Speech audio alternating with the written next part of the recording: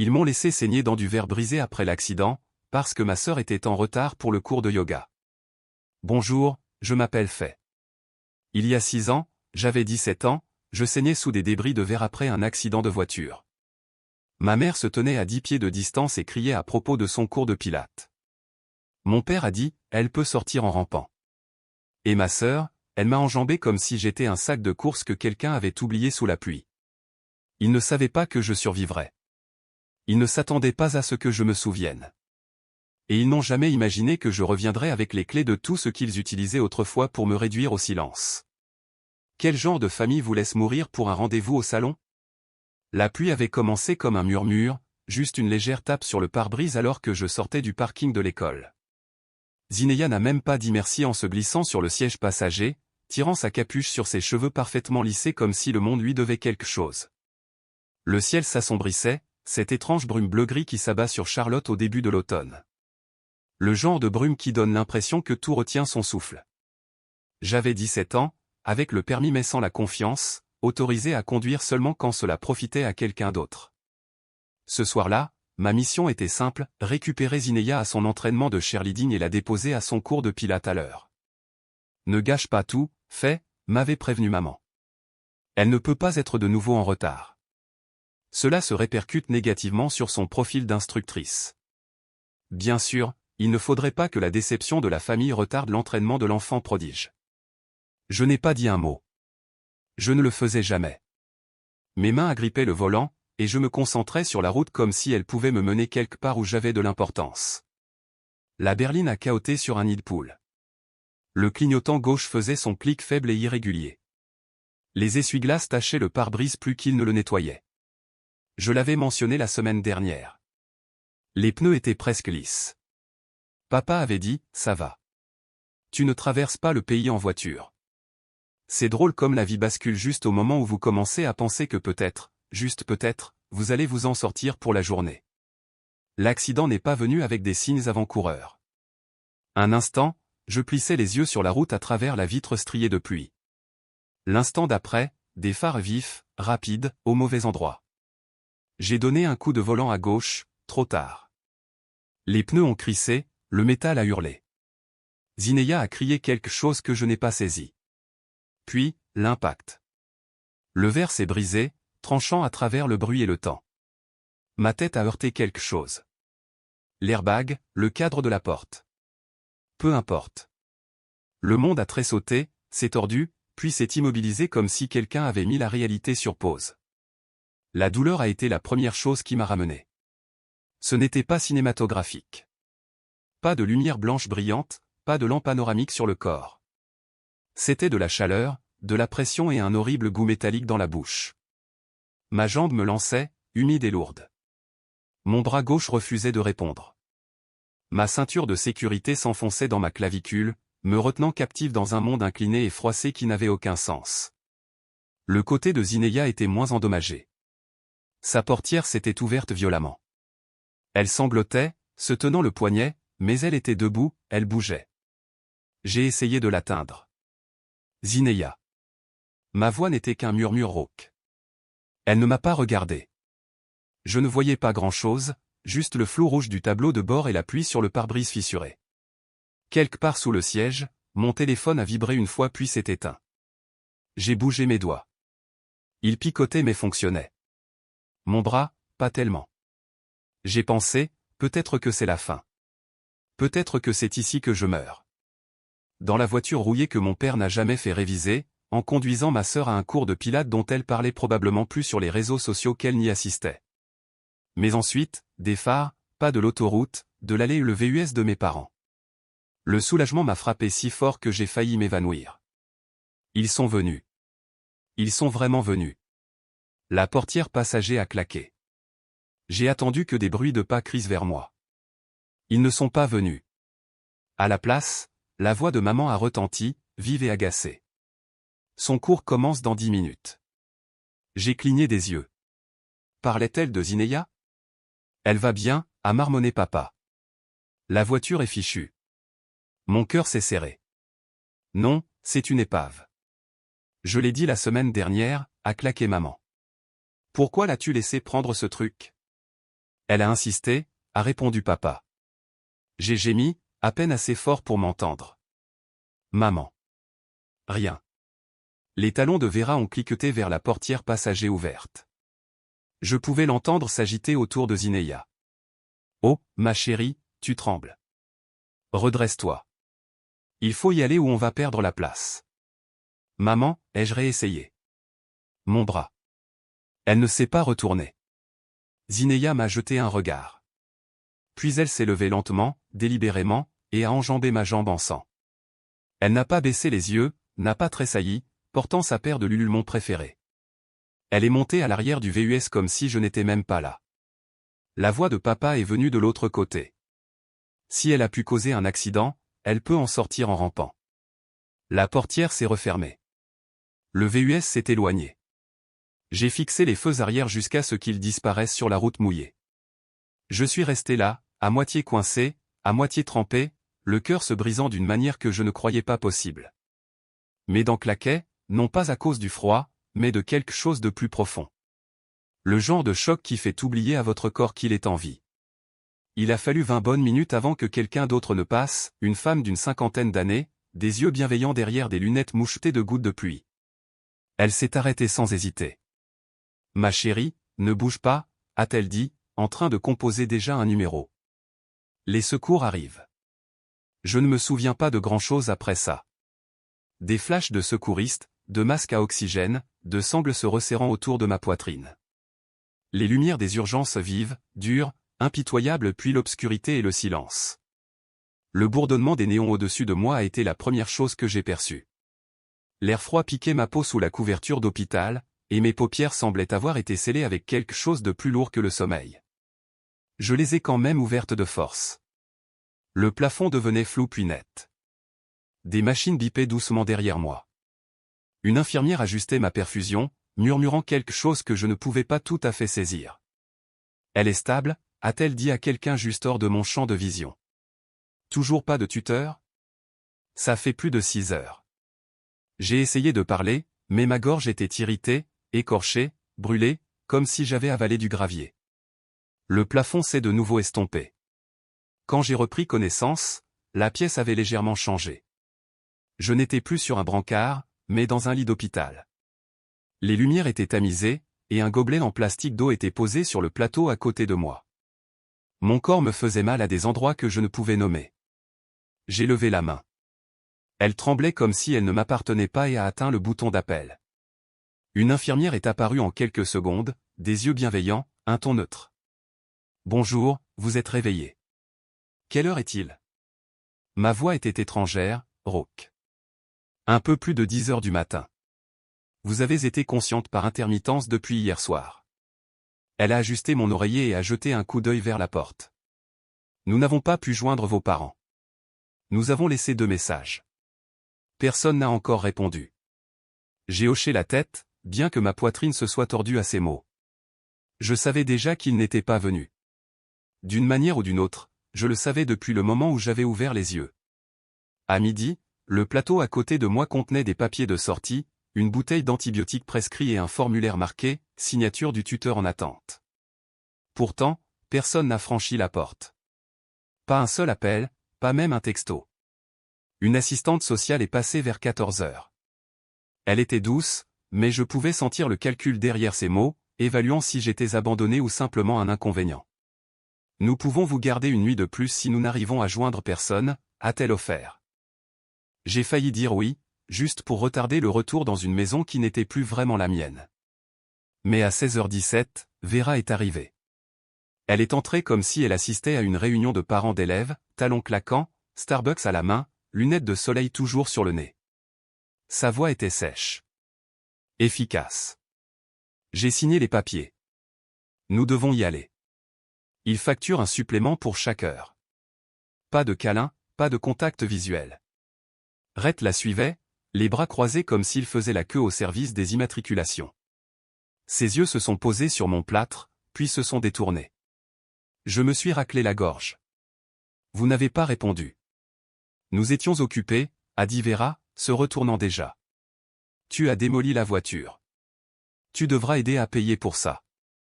Je conduisais Zinaya à son cours. Elle a fait une pause juste assez longue pour répondre, eh bien, la prochaine fois, regarde peut-être la route. Je ne sentais plus ma jambe, ai-je dit doucement. Plus à moi-même qu'à elle. Rhett a finalement parlé. Tu n'es pas paralysée. Sois reconnaissante. Je l'ai regardée, abasourdie. Vera a jeté son gobelet dans la poubelle près de la porte. L'instructrice de pilates d'Emily était furieuse. Sais-tu combien de temps il a fallu pour obtenir ce créneau horaire pour elle? Elle a des abonnés maintenant. Elle a besoin de régularité. J'ai laissé cela flotter dans l'air entre nous un instant. Ils étaient plus contrariés que Zineya ait manqué un cours que par le fait que j'ai failli perdre une jambe. Ce n'était pas nouveau. Mais cette fois, ça ne m'a pas seulement fait mal. Ça a allumé quelque chose en moi. Silencieux et vif. Ils ont signé les formulaires restants avec une efficacité rapide. Pas une seule fois ils ne m'ont demandé comment je me sentais. L'infirmière m'a tendu mes vêtements, froissés et encore humides de l'accident. Je me suis habillé lentement, les dents serrées contre la douleur dans mon épaule. Ils n'ont pas offert leur aide. L'assistante sociale m'a prise à part avant que nous partions. « Êtes-vous en sécurité à la maison ?» a-t-elle demandé doucement. J'ai hésité. « Ça ira », ai-je dit. Je n'étais pas sûr si je mentais. Dehors, Vera a déverrouillé le VUS à distance et est montée sans regarder en arrière. Rhett a ouvert le côté passager et s'est glissé à l'intérieur comme s'il faisait des courses, pas comme s'il venait chercher sa fille aux urgences. Il n'y a pas eu de conversation pendant le trajet. Pas de « comment te sens-tu » Pas de « nous étions inquiets », seulement le silence. Alors que nous nous garions dans l'allée, Vera l'a finalement rompu. Tu dois commencer à prendre plus de responsabilités. Nous n'allons pas te materner. Tu as 17 ans. Il est temps que tu apprennes comment le monde fonctionne. Je suis sorti sans un mot. Mes béquilles cliquetaient contre le béton. Chaque mouvement envoyait des étincelles le long de ma colonne vertébrale. À l'intérieur de la maison, rien n'avait changé. Zineya était assise sur le canapé, faisant défiler son téléphone. Elle n'a pas levé les yeux quand je suis passé. Je me suis dirigé vers les escaliers. Ma vieille chambre serait toujours là. Mon lit, mes livres, j'espérais. Mais au lieu de cela, je me suis arrêté près de la cuisine. Quelque chose en moi a changé. Un souvenir a fleuri. La semaine avant l'accident, j'avais lavé cette voiture moi-même, frotté les pneus, aspiré les sièges, nettoyé les rétroviseurs. Je l'avais fait pour que Vera ne se plaigne pas, pour que Rhett le remarque peut-être. Pour que peut-être, une seule fois, quelqu'un dise « merci, fait ».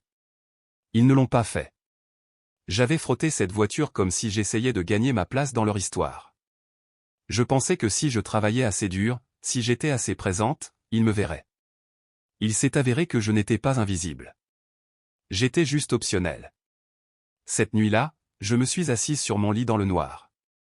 Le plâtre me démangeait, mes côtes me faisaient mal, mais rien de tout cela n'était comparable à ce que je ressentais dans ma poitrine, serrée, vide, comme une coquille creuse que quelqu'un avait oublié de remplir. J'ai pris mon téléphone, enfin chargé maintenant. C'était là, le dernier post Instagram de Zineya. Ses cheveux parfaitement bouclés. Un signe de la paix lancé au miroir. Légende, drame, mais j'ai quand même assuré #béni. Plus de 1000 j'aime, des dizaines de commentaires louant sa résilience, sa transformation, ses boucles. Ta famille est iconique. Tu es la plus forte, ma belle. J'espère que ta sœur va bien, mais tu as géré. Je n'ai pas commenté. Je n'ai pas pleuré. J'ai juste regardé fixement. Et puis j'ai murmuré à personne, ils m'ont laissé saigner une fois, mais cette fois, ils ne me verront pas ramper. Je n'ai pas dormi cette nuit-là. Pas vraiment. J'ai fermé les yeux, bien sûr, mais le sommeil n'est pas venu. Mon corps se reposait, mais mon esprit avait l'impression de tourner en rond. Chaque fois que j'essayais de m'endormir, des flashs de l'accident revenaient, le fracas du métal, le silence qui a suivi, et leur VUS s'éloignant comme si j'étais juste un trottoir fissuré qu'ils devaient enjamber. Le lendemain matin était calme dans la maison comme toujours, pas paisible, juste feutré. Vera était déjà partie. Rhett était assis dans la cuisine, buvant son café noir comme tous les jours, comme si je n'avais pas été à l'hôpital la veille. J'ai descendu les escaliers lentement, une béquille sous un bras, les doigts endoloris d'avoir trop serré la poignée pendant la nuit. Mon épaule me lançait à chaque pas. J'ai essayé de ne pas le montrer. Zineya se prélassait sur le canapé du salon, enveloppée dans un plaid moelleux, faisant défiler son téléphone. Elle n'a même pas levé les yeux quand je suis passé en boitant. Ses ongles parfaits tapaient rapidement sur l'écran comme si rien ne s'était passé, comme si je n'avais pas failli mourir en la conduisant à un cours pour lequel elle ne m'avait pas remercié. La voix de Vera a retenti du haut-parleur de la cuisine alors que son Bluetooth passait un appel. J'ai dit à Jennifer que c'était juste une petite frayeur, a-t-elle dit à la personne au bout du fil. Zineya a si bien géré la situation et elle a quand même fait son apparition. Cette fille est dévouée. Je me suis arrêté dans le couloir, un pied encore sur l'escalier, le cœur serré. Puis elle a ajouté en riant, « Fais va bien, juste une bosse. » Les adolescents sont dramatiques. Une bosse. J'ai traîné les pieds jusqu'à la salle à manger et me suis assise lentement, regardant la pile de courriers que Vera avait jetés sur la table d'appoint. La plupart étaient adressés à elle ou à Rhett. Quelques enveloppes médicales à mon nom. Je les ai glissées sur mes genoux quand personne ne regardait. « Tu goûtes » a dit Vera derrière moi, en entrant. « Fais attention aux nouveaux coussins. Ils coûtent cher. » Je les regardais. Mes bandages n'étaient pas mouillés. Je ne saignais pas. Elle ne regardait même pas. Elle jetait juste des mots en l'air parce que le silence la mettait mal à l'aise. Cet après-midi-là, quand la maison fut de nouveau calme, j'ai emporté le courrier dans ma chambre, celle qui avait une lampe cassée que personne n'avait remplacée, les mêmes draps depuis la 4e, et un placard où Zineya rangeait ses vêtements hors saison. Je me suis assise sur le lit et j'ai ouvert la première enveloppe, une facture. La deuxième, une copie des papiers de sortie. La troisième m'a laissé glacer. Elle était agrafée au dos du dossier de l'hôpital. Quelque chose que quelqu'un avait dû laisser par erreur. Demande d'accès à la police d'assurance vie du patient.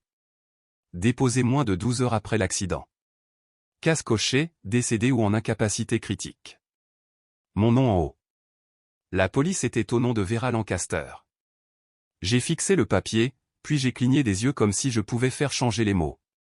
Ma tête bourdonnait, mais pas à cause des médicaments. Je me suis levé, le papier toujours à la main, et je suis allé au miroir de la salle de bain. Je n'ai pas reconnu le visage qui me regardait, pâle, les yeux cernés de rouge, mais pas de larmes. Je n'avais pas pleuré. Pas encore. J'ai attrapé mon téléphone et cherché le numéro de l'accueil de l'hôpital. Après avoir été transféré 2 fois, j'ai fini par parler à quelqu'un des archives des patients. J'ai donné mon nom et demandé aussi calmement que possible si une demande pour mon assurance vie avait été déposée pendant mon séjour.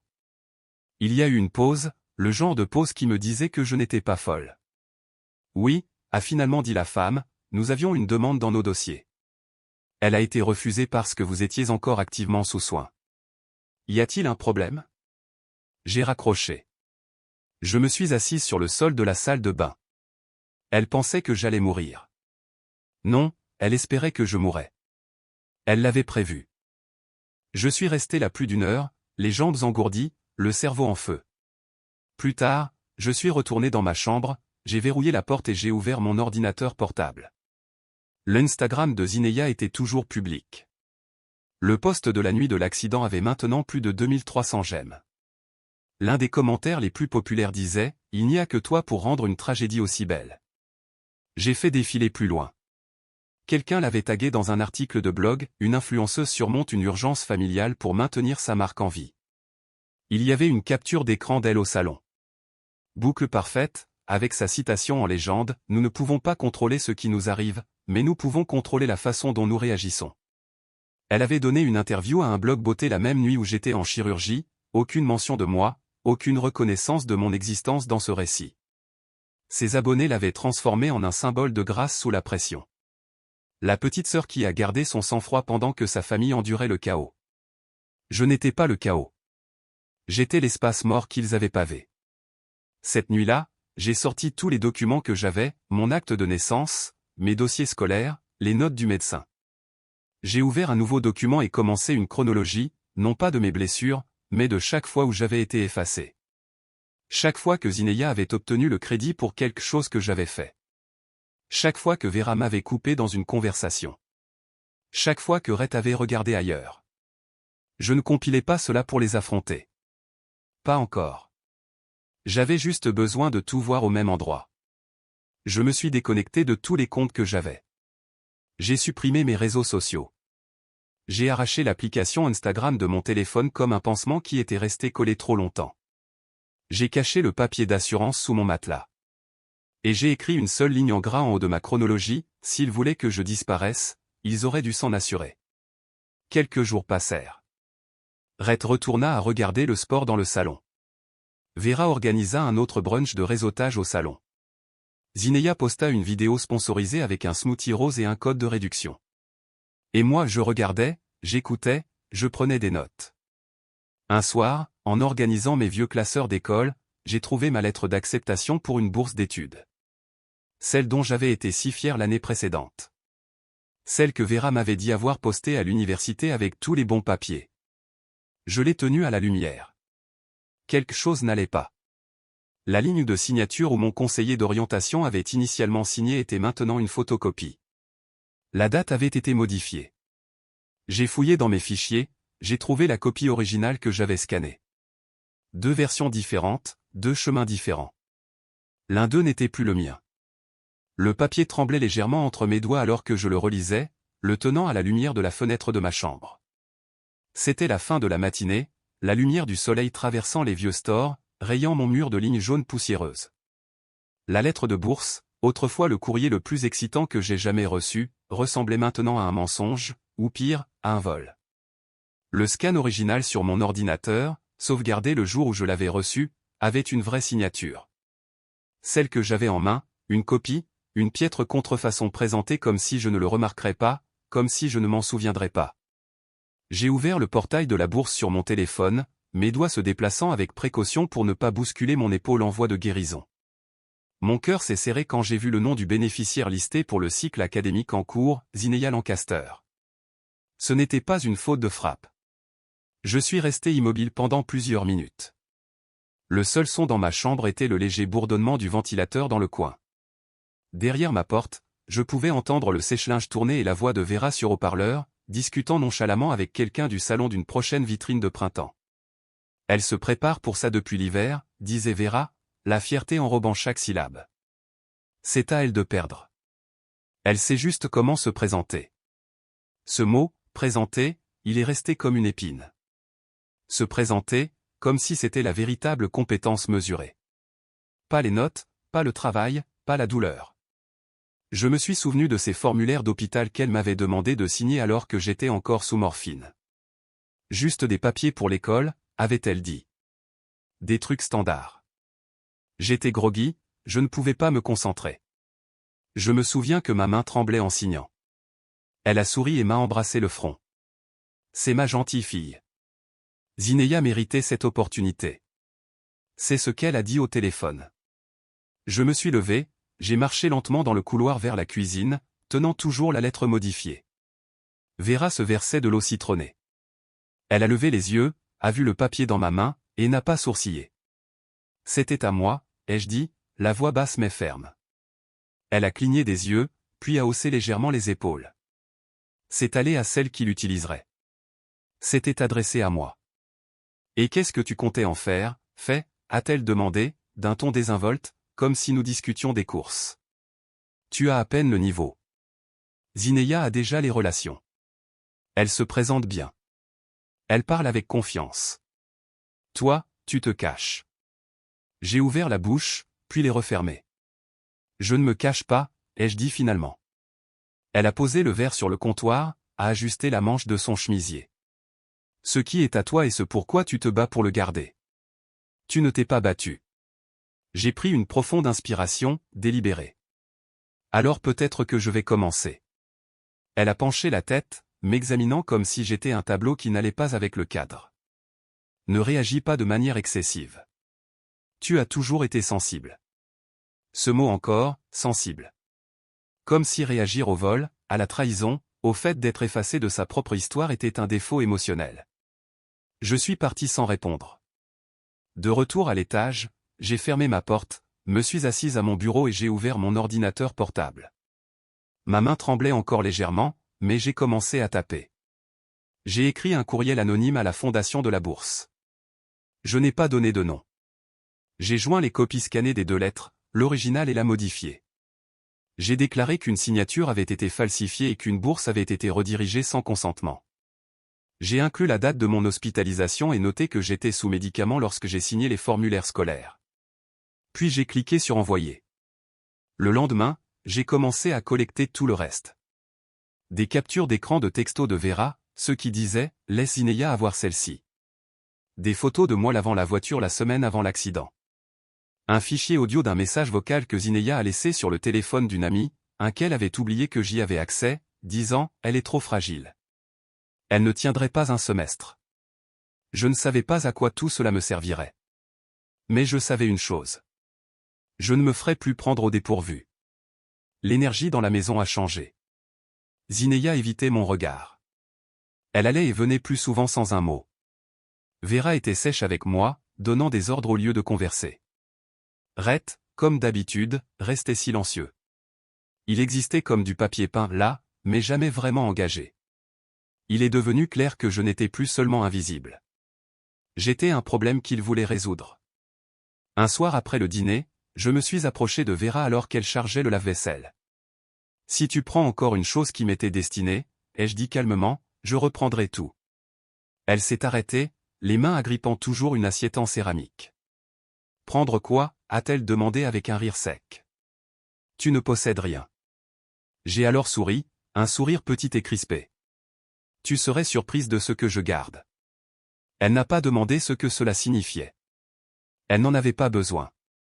Plus tard cette semaine-là, je suis rentré à pied de la bibliothèque municipale après avoir utilisé l'ordinateur public pour imprimer quelques documents.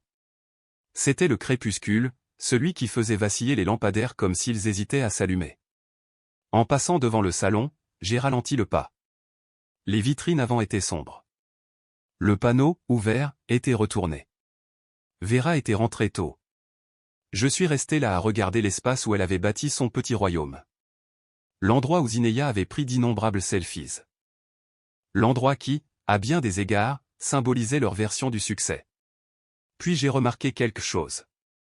À côté, la vitrine adjacente avait un papier blanc scotché à l'intérieur de la vitre. À louer. Disponible immédiatement. Je suis resté là longtemps. Une voiture est passée, la musique à fond par la fenêtre fissurée. Quelque part dans la rue, quelqu'un a ri trop fort. Et moi? J'ai souri pour la première fois depuis des semaines. Si je ne pouvais pas récupérer ce qu'ils avaient pris, je construirais quelque chose à côté et je les obligerais à regarder. Le vent s'était levé depuis que j'étais passé devant le panneau « À louer ». Le temps que je rentre à la maison, les nuages défilaient rapidement dans le ciel, faisant vaciller les lumières du porche comme dans un mauvais film d'horreur. Je suis resté une longue minute dans l'allée, regardant les fenêtres briller de la lumière jaune familière de la maison où j'avais grandi. Un endroit qui avait autrefois signifié plus que des murs et un toit. Mais ce soir, il semblait plus petit que jamais, se rétrécissant autour de moi. Ou peut-être que c'était moi qui devenais trop grande pour lui. À l'intérieur, Vera était à la table de la cuisine avec sa tablette, lisant un courriel de son fournisseur de salon. Rhett avait la télévision allumée, en sourdine, regardant les nouvelles du soir comme si tout ce qui se passait au-delà de notre rue méritait son attention. Le rire de Zineya flottait de l'étage, probablement en FaceTime avec l'une de ses parfaites petites sbires à propos de sa dernière campagne beauté. Personne n'a levé les yeux quand je suis entré. Je suis allé directement dans ma chambre. Cette nuit-là, quelque temps après minuit, j'ai fait mes bagages, pas de manière dramatique et bruyante.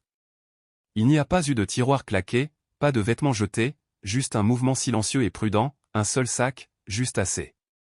Acte de naissance, permis de conduire, le papier d'assurance que j'avais caché sous mon matelas, une clé USB avec tous mes fichiers, mon vieil ordinateur portable, quelques paires de jeans, 2 pulls, mes bottes de marche, pas de photos, pas de journaux, rien dont il remarquerait l'absence. À 3h11 du matin, j'ai laissé une note sur le comptoir de la cuisine. Je n'ai pas pris la peine de la sceller dans une enveloppe. Elle disait, si je suis un fardeau, alors je ne demanderai plus à appartenir. Je suis sorti dans le froid sans regarder en arrière. L'air était mordant si tôt le matin, et mon genou me faisait encore mal depuis l'accident, mais j'ai marché 5 pâtés de maison jusqu'à l'arrêt de bus, pas une âme dehors sauf la lumière occasionnelle d'un Porsche et un raton laveur qui a traversé la rue en courant. Le dernier bus de la ville est arrivé 10 minutes plus tard, et je suis monté avec 4 billets d'$1 froissés et une profonde inspiration. Le chauffeur m'a jeté un regard, n'a pas posé de questions. Ce trajet a été la forme de liberté la plus silencieuse que j'ai jamais ressentie. Personne n'a envoyé de texto pour demander où j'étais. Personne n'a appelé. Ils n'ont même pas fait semblant. Et d'une certaine manière, cela a piqué plus fort que s'ils avaient crié. Les heures suivantes se sont écoulées lentement. Je suis arrivé dans une rue résidentielle calme juste après 5 heures du matin. Le soleil colorait à peine le ciel. J'avais envoyé un texto à quelqu'un à qui je n'avais pas parlé depuis près de 2 ans, Monsieur Harris, mon ancien conseiller d'orientation au lycée. Il avait été gentil une fois pendant une période difficile en seconde, quand mes notes avaient chuté et que personne dans ma maison ne semblait se soucier de savoir pourquoi. Je me souvenais de ces mots, « Tu n'as pas besoin d'être bruyante pour être vue ». Je ne savais pas où aller d'autre. Il m'a accueilli à la porte en robe de chambre et pantoufles, les cheveux grisonnants aux tempes, le visage ridé mais chaleureux. « Tu as l'air de quelqu'un qui a besoin qu'un adulte dise oui », a-t-il dit. J'ai hoché la tête. Je ne pouvais pas encore faire confiance à ma voix.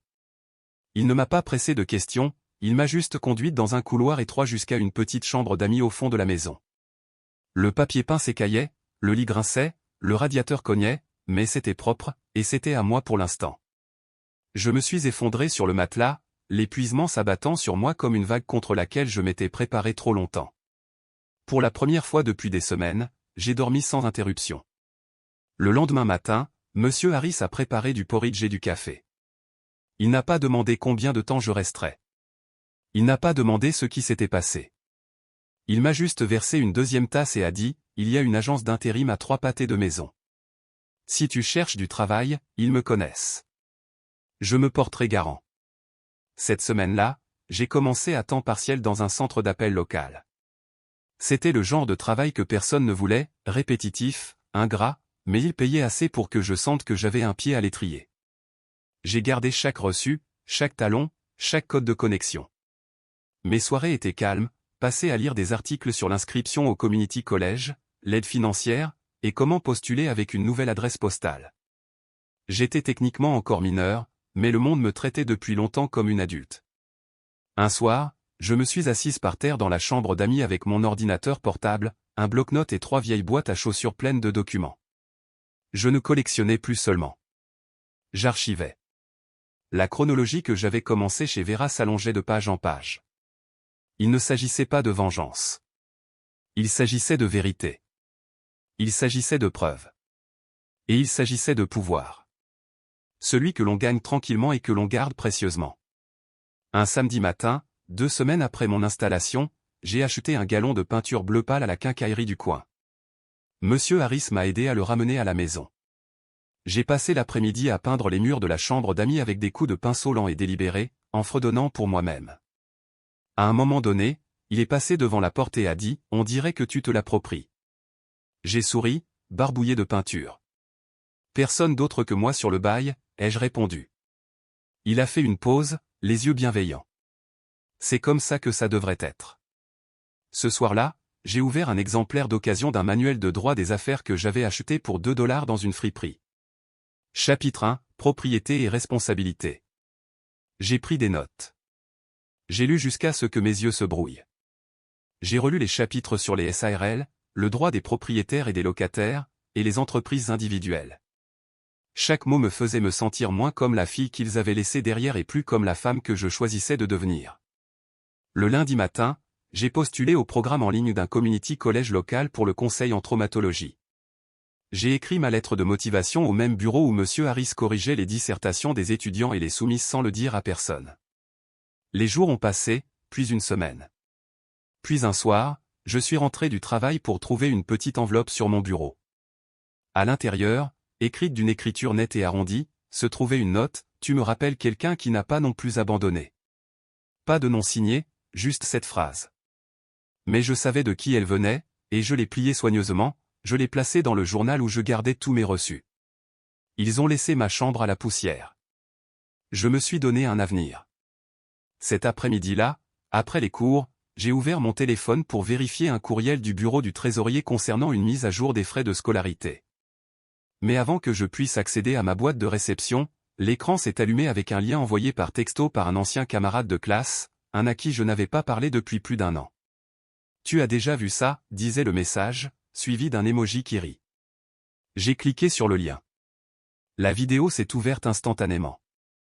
Zinneya, entièrement maquillée et dans une tenue qui semblait sponsorisée, souriant à la caméra. Salut tout le monde. Alors, aujourd'hui, je fais quelque chose de super personnel. C'était la chambre de ma sœur, mais après tout ce qui s'est passé, nous avons décidé de la transformer en un espace qui reflète la positivité et le mouvement vers l'avant. Je me suis figé. Le cadre derrière elle montrait ma vieille étagère, encore cabossée depuis l'accident quand elle a été déplacée en stockage. Mes trophées de lycée, autrefois alignés dans l'ordre, maintenant empilés au hasard et peints en or, servant de décor ironique. Zinneya a tournoyé. Nous transformons le traumatisme en glamour. Parce que, avouons-le, certaines choses sont trop tristes pour être gardées. Je n'ai pas senti ma mâchoire se contracter. J'ai juste remarqué qu'elle était déjà serrée. Les commentaires défilaient plus vite que je ne pouvais les lire. Démolis tout, reine, j'adore la transformation. Ta sœur devait être si sombre.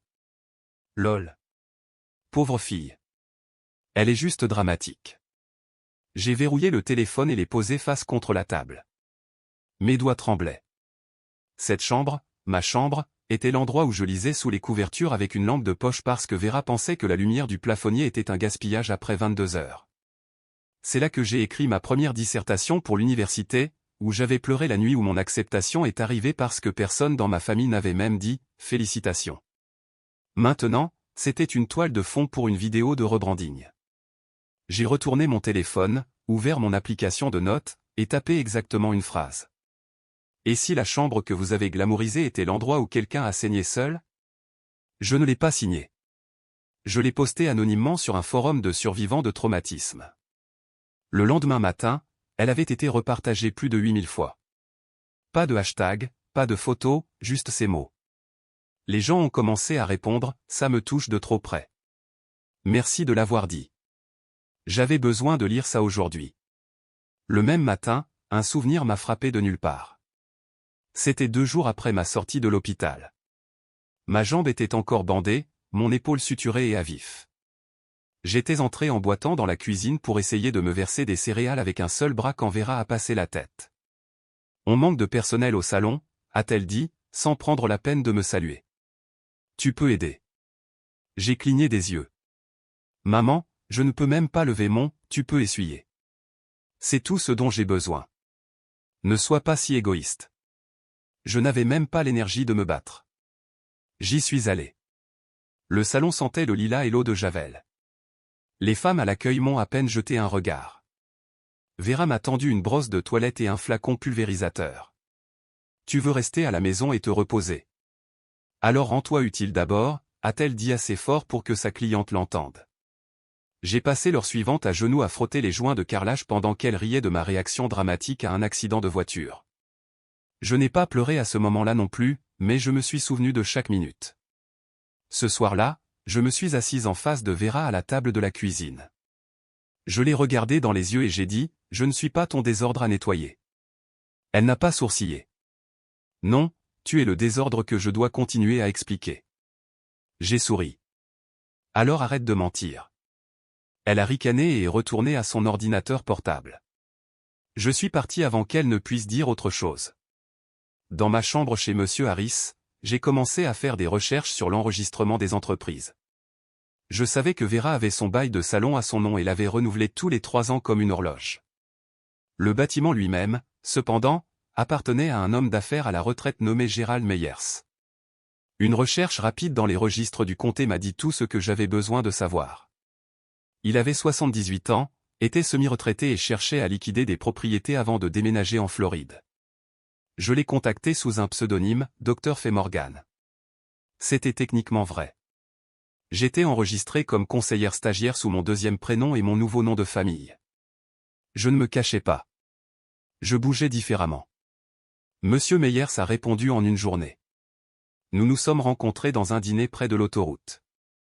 Il a commandé des œufs et du bacon, et j'ai siroté un café faible en expliquant ma vision. Des services de thérapie pour les jeunes mal desservis, construits dans un cadre familier mais offrant quelque chose de nouveau. Il a hoché la tête, écoutant. Vous voulez l'espace à côté du salon de Vera, a-t-il finalement demandé. Oui. Vous êtes de la même famille. Disons simplement que nous étions proches. Il a fait glisser les papiers du bail sur la table. Faites-en le vôtre. Des semaines passèrent en silence. Je n'ai rien annoncé. Je n'ai rien posté. Je n'ai pas fanfaronné. Puis un matin, Vera se tenait devant la boîte aux lettres dans sa robe de chambre en soie, feuilletant les lettres. Elle s'est arrêtée sur une enveloppe ordinaire. Pas d'adresse de retour. Son nom était inscrit à l'extérieur. À l'intérieur se trouvait une copie du document de transfert de bail. Ah, Dr. Morgan. Ses doigts se sont resserrés sur la page. Elle n'a pas parlé. Elle n'en avait pas besoin. J'ai regardé de l'autre côté de la rue.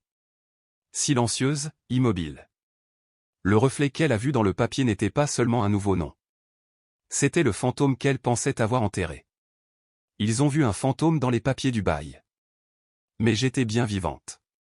3 jours se sont écoulés entre le moment où Vera a ouvert cette enveloppe et le matin de son événement annuel de beauté printanier.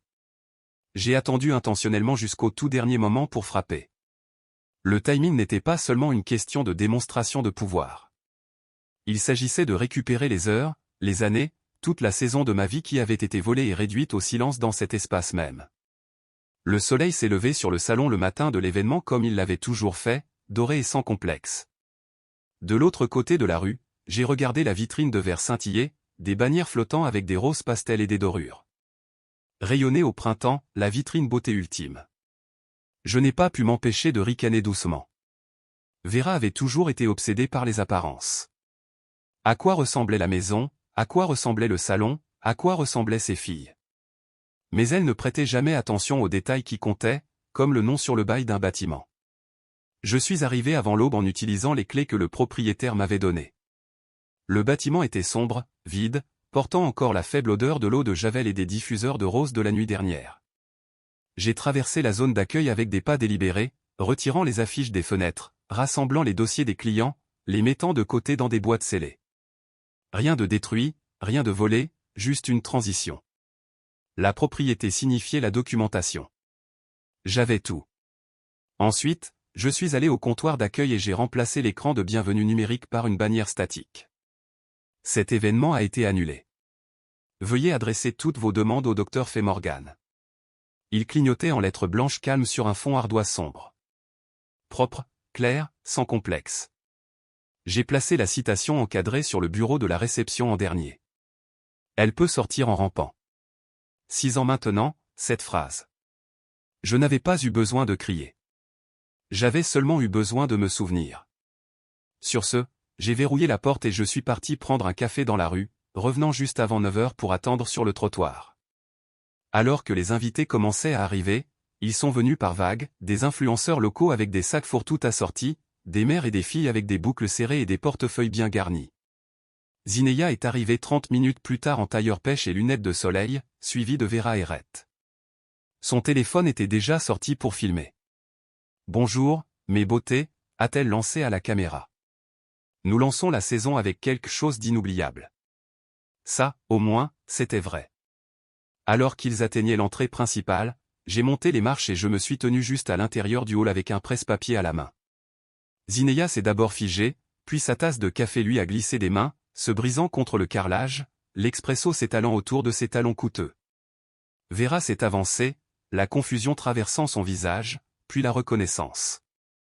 Rhett a cligné des yeux en me voyant, mais est resté silencieux comme toujours.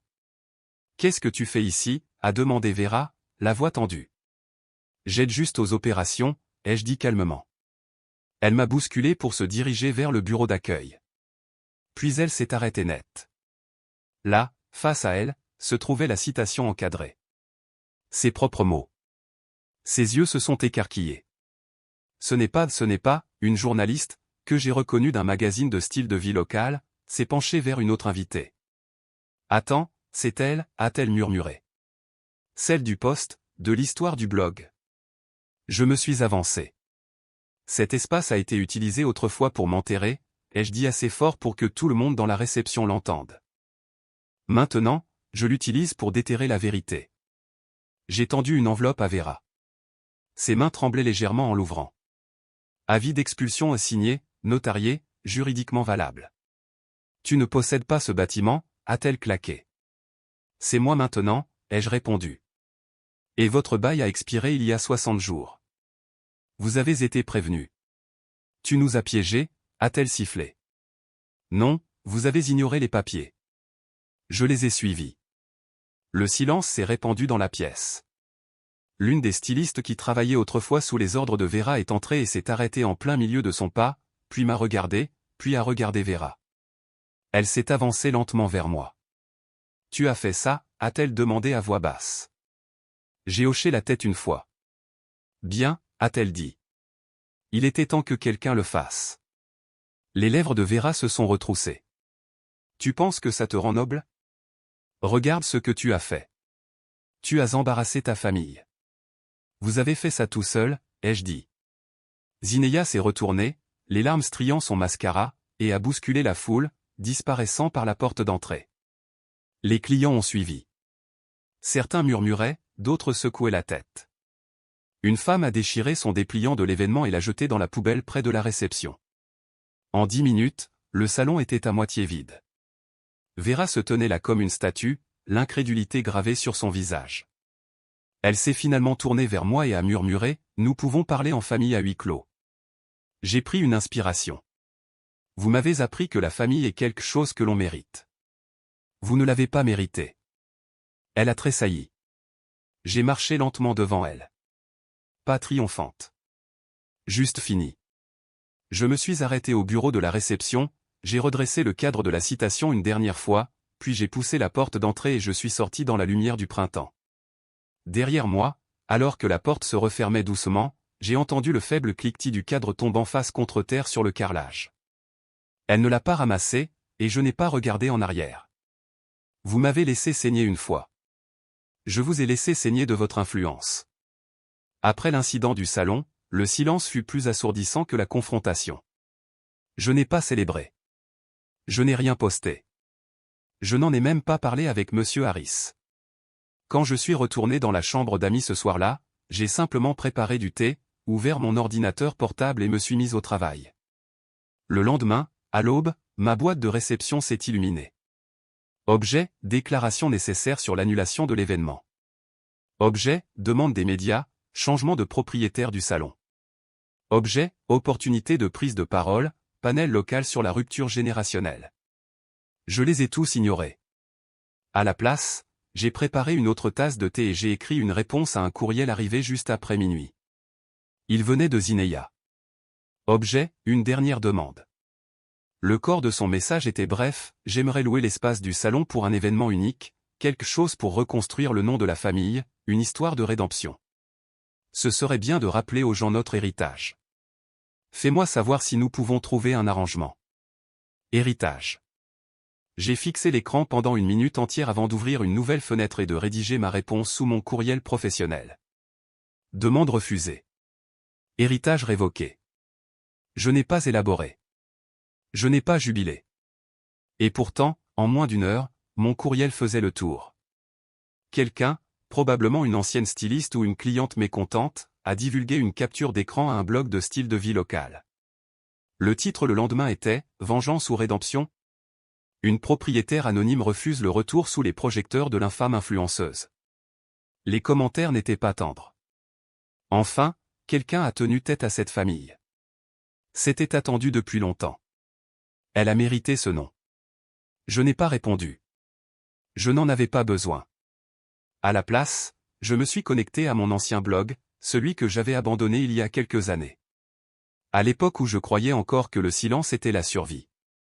J'ai mis à jour le thème, nettoyé les barres latérales et créé un nouveau post intitulé « Ce qu'il ne savait pas, c'est que ». Il commençait par l'accident. Puis il remontait le temps. Les anniversaires oubliés. La chambre réaménagée. Le post Instagram fait pendant que je saignais dans une salle d'urgence. La bourse qui a changé de nom, la police d'assurance activée avant même que je sois stabilisé. Aucun nom n'était mentionné, mais l'histoire, c'était la mienne. J'ai téléchargé des reçus, des dates, des captures d'écran, des déclarations. Je n'ai pas tout détaillé. J'ai laissé la chronologie parler d'elle-même. Le post a été mis en ligne à 20h12. À minuit, il avait 11 000 partages. Le lendemain midi, il était en tendance nationale dans les espaces de santé mentale. À la fin de la semaine, le nombre avait dépassé les 200 000. Je n'ai pas regardé les chiffres. J'ai regardé les commentaires. J'ai été l'invisible aussi. J'ai l'impression de lire mon enfance. S'il te plaît, continue de dire ta vérité. Je suis restée silencieuse. J'actualisais juste la page de temps en temps. C'était suffisant. Puis le dénouement a commencé. Le nom de Vera a été discrètement retiré du bulletin de l'église. La liste de clients du salon, autrefois complète, a diminué en quelques jours. Un organisateur de mariage a annulé une réservation de longue date pour des coiffures de mariés. Les sponsors de la marque de beauté de Zinea l'ont lâché en silence. Aucune déclaration publique. Puis vinrent les murmures. Je me suis toujours demandé pourquoi Faye avait disparu. Elle était toujours si calme, ne souriait jamais beaucoup. Eh bien, maintenant ça a du sens, n'est-ce pas? Il n'était pas bruyant, mais il résonnait. Un après-midi, environ une semaine après l'explosion du post de blog, Red s'est présenté à mon bureau, sans s'annoncer, sans y être invité. Il se tenait dans la salle d'attente, tenant un sac en papier et ressemblant à un homme qui venait de traverser un orage sans se mouiller, humide, désorienté, mais pas vraiment changé. « Je ne resterai pas longtemps », a-t-il dit. « Je voulais juste te donner ça. » Il m'a tendu le sac. À l'intérieur se trouvaient des photos d'enfance. Moi à la plage. Moi tenant un ruban de 3e place à un concours de sciences. Moi en arrière-plan des fêtes d'anniversaire de Zinea, toujours sur le côté. Et au fond, une note pliée. « J'aurais dû faire plus », a-t-il dit à voix basse. « J'aurais dû faire quelque chose. » Je n'ai pas pleuré. Je ne l'ai pas serré dans mes bras.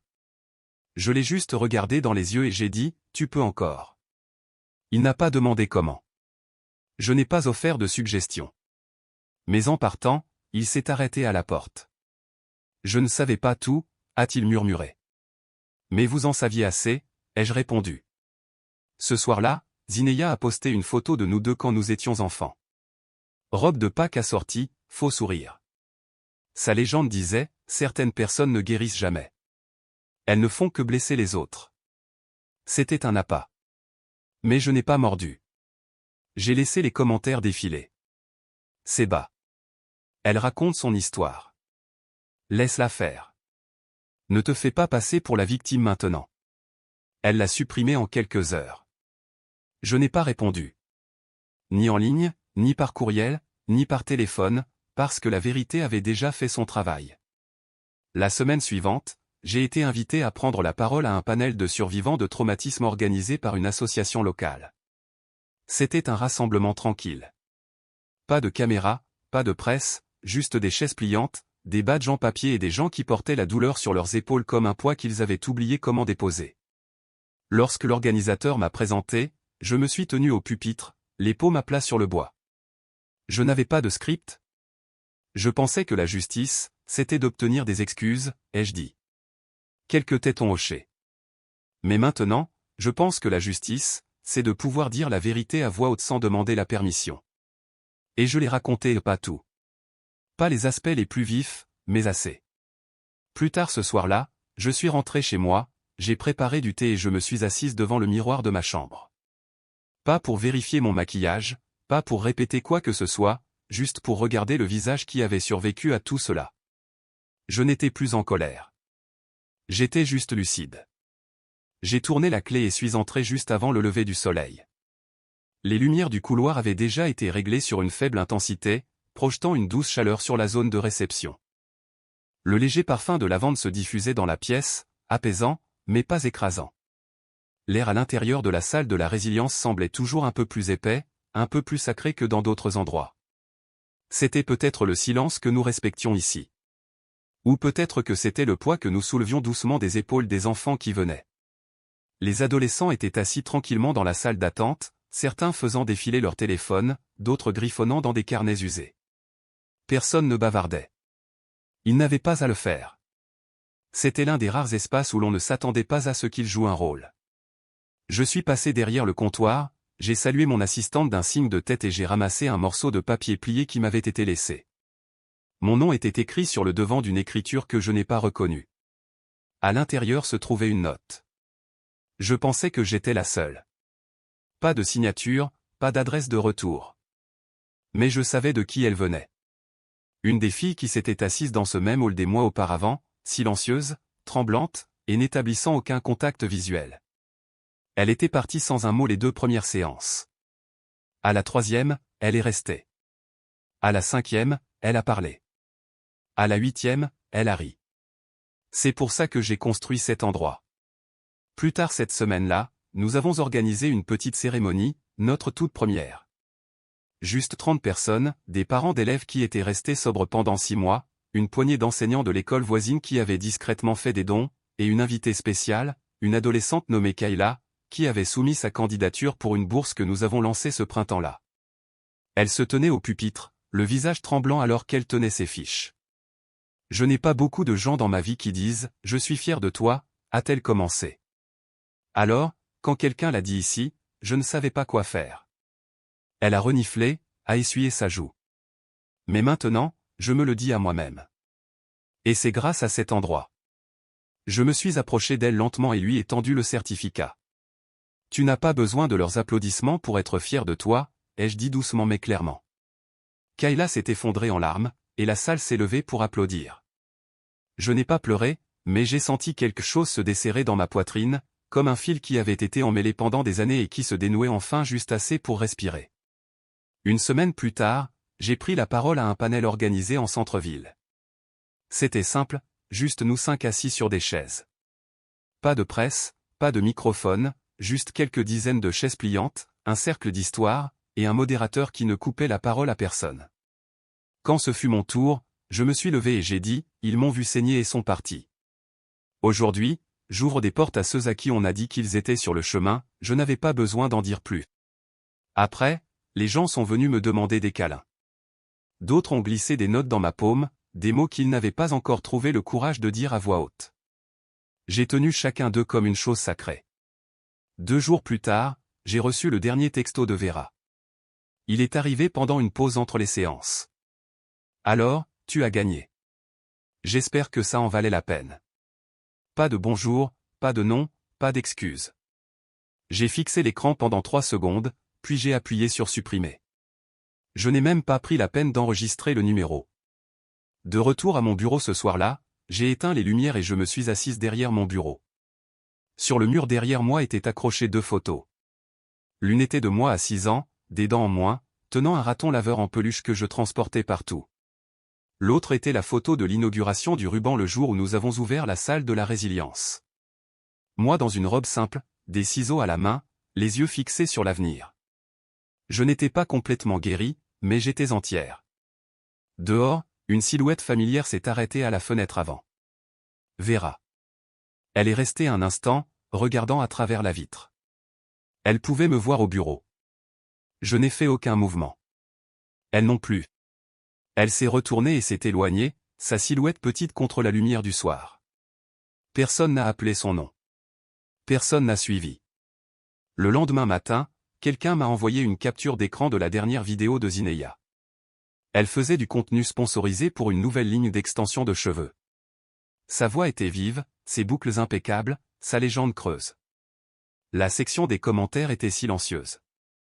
Pas d'engagement, pas d'éloge, juste le silence.